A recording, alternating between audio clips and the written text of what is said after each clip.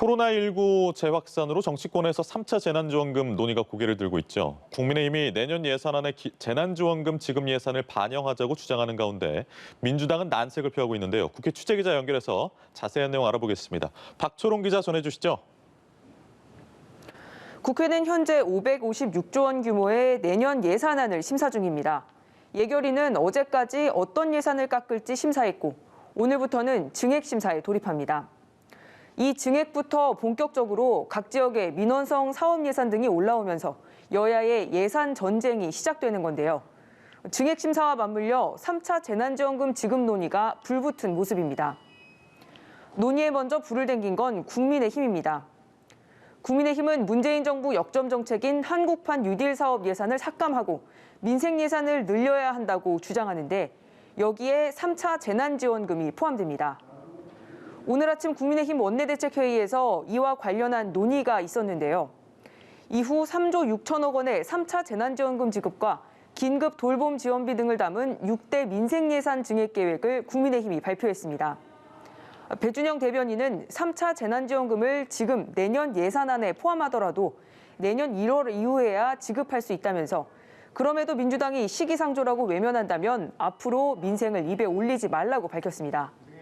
민주당은 이런 주장에 난색을 표하고 있습니다. 재난지원금을 지급하려면 국채 발행 등 설계에 시간이 걸리는데 내년 본 예산에 넣기에는 이 시간이 너무 촉박하다는 겁니다.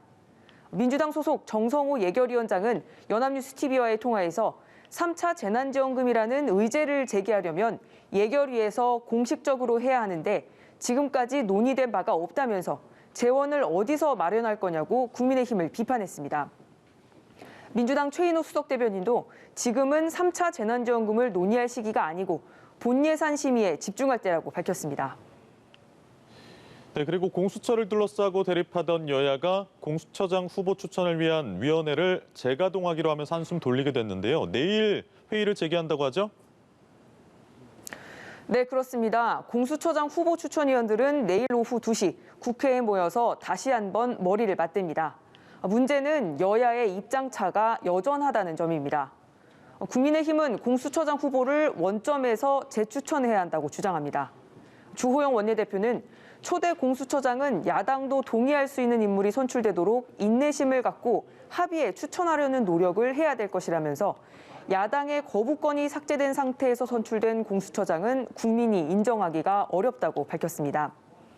민주당을 향해 냉정을 되찾고 무리하지 말자 이렇게 말하기도 했는데요. 민주당은 기본 후보 10명 안에서 공수처장 최종 후보를 내야 한다는 입장입니다. 새로운 후보를 놓고 논의하자는 건 중립기관으로 인정받는 대한변협과 법원 행정처에서 추천한 후보들까지 부정하는 주장이란 겁니다. 김태년 원내대표는 야당의 의도적 시간 끌기에 공수처 출범이 지연되는 일이 없도록 하겠다며 야당이 재소집된 추천위원회에서도 발목 잡기를 계속한다면 법 개정에 속도를 낼 수밖에 없다고 밝혔습니다. 민주당은 추천위 재가동과 별도로 내일 열리는 법사위에서 공수처법 개정안 심사를 추진한다는 방침입니다. 추천위원 7명 중 야당목 2명이 계속 반대하면 처장 후보를 추천할 수 없게 이렇게 돼 있는 현행법을 고치는 내용입니다. 오늘 오후 여야 원내대표가 비공개로 만나 공수처를 놓고 담판을 벌이는데요. 의미 있는 결과를 낼 수 있을지 주목됩니다. 지금까지 국회에서 전해드렸습니다.